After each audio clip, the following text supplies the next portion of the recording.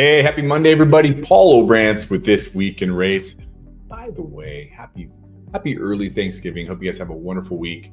But we're not here to talk about Thanksgiving yet. We're here to talk about interest rates. So if you're looking to buy a house or looking to refinance, or if you're a real estate agent just wanting to give the best advice to your clients when it comes to rates, this is something you want to pay attention to, because today we're going to talk about what our short-term projection of rates are going to be, long-term projection of rates, what's going to impact it. It's going to be full of great stuff. So what do you say we get started here? Let's pull up the rates of the day here. Now, notice here, VA's at 5.375, FHA's at 5.375 as well. Notice I'm showing you here is rates with 1 point. And I'm going to tell you why in a second, because this is something, I think I've been doing this for about 4 or 5 years, and I've never shown rates with points, but I'll explain to you the why behind it. It's a strategy that's helping people save a ton of money. All right, let's go ahead and bring it back up. Conventional is at a 5.875, and a jumbo is at 5.875 as well. So the question I get the most is, where are rates headed? Should we buy now?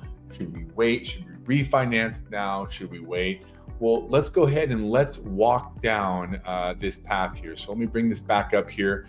The short term for rates, at least this week, is that, we expect rates to hold steady. There's going to be no big swings.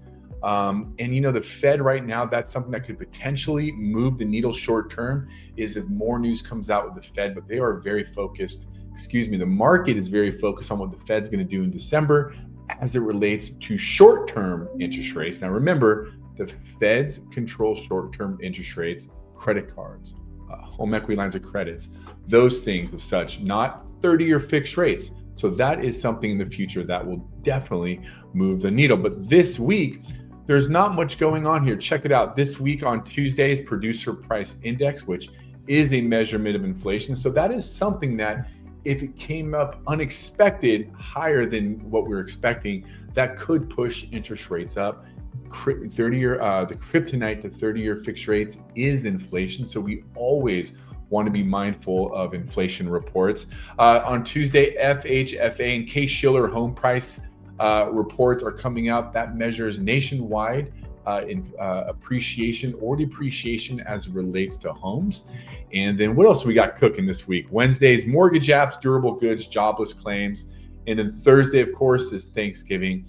And Friday is a light trading day. So these are things that we don't expect much volatility. So we're heading into the week floating bias, which means we're not really, we don't think rates are going to go up. They could go down. So let's just see what happens. But remember, why do you follow me? Because I will always let you know if something happens in the market that's going to change that. One thing can change this market, good or bad, and you want to make sure that you're in the know. All right, medium-term outlook. We're expecting rates to stay in the mid to low sixes. Remember that. We're going to come back to that. And gradual improvements if inflation continues to improve. The long-term outlook is that rates, this is what I want you to pay attention. Pay attention. You're with me so far. This is huge. Slow trend downward through 2025, possible low 6 to high 5s by 2026. 3% rates are not coming back. I don't even think 4 to low 5% rates are coming back. This could be as good as it gets. So back to the interest rates, why I'm showing with a point. Right now, we see a market where people are still on the sidelines. Remember, the biggest problem we're facing in real estate today is not interest rates. It's housing. There's not enough houses for the number of demand, for the demand of people that want to buy it. So eventually people that are hoping for lower rates are going to start realizing that the rates really aren't going to get that much better, even if they are. And you're going to see that increased pressure, less negotiating skill, and possibly home prices going up. In fact, home values are expected to raise single-digit appreciation over the next year. And my friends, great wealth can be created through single-digit appreciation. Now, back to interest rates. Why am I saying 1 point? We're in a market now where it's not uncommon, because of just the season that we're in real estate, to have a seller pay for your rate buy down. This could be the last time that there may not be any more buy the house, date the rate. This could be the best rate that you're going to get over the foreseeable future. Get it today, especially if the seller is going to pay for it. That totally makes sense. So what should you do? If you're buying soon, payment works for it. Get yourself that credit and let's get you saving right away.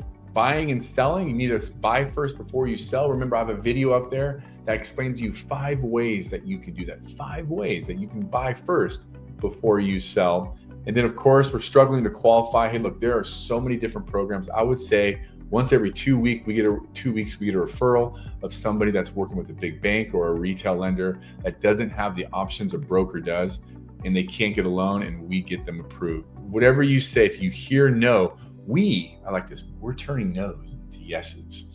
Planning ahead, let's talk a little bit about hopes and dreams. You know, I realize a lot of people aren't ready to take an application yet, get their credit pulled, but here's the thing, I've been doing this 20 years and I don't need to pull your credit. Now, if you tell me your credit's 800 and then eventually we pull it and it's 650, things are going to change, right? But I trust you that you have the tools out there to tell me the truth about your situation. As long as you do that, I'm going to put together a great plan for you right over the phone. Now more than ever, rate is dependent on credit score, on what program you use. There's so much misinformation, and what we have found is that people, instead of talking to a lender because they don't want to take an application, pull their credit, collect documents, that they just do their online research, which is great. But you want to verify what you're hearing is correct, because 9 out of 10, people are calculating the wrong payments, getting into contract. That's why you're seeing so many contracts fall out. All right, you guys, with that, happy Thanksgiving. I hope you and your family have a great talk. And remember, if over the dinner table, someone says, hey, I want to refinance or I want to buy a house, just remember good old Paul. We got your back. And if you're not working with a great real estate agent, just remember, we have great realtors that we can refer to you. A realtor is going to save you a tremendous amount of money in this market. With that, I hope you have a great week. Paul Obrant's Clear to Close Brokers.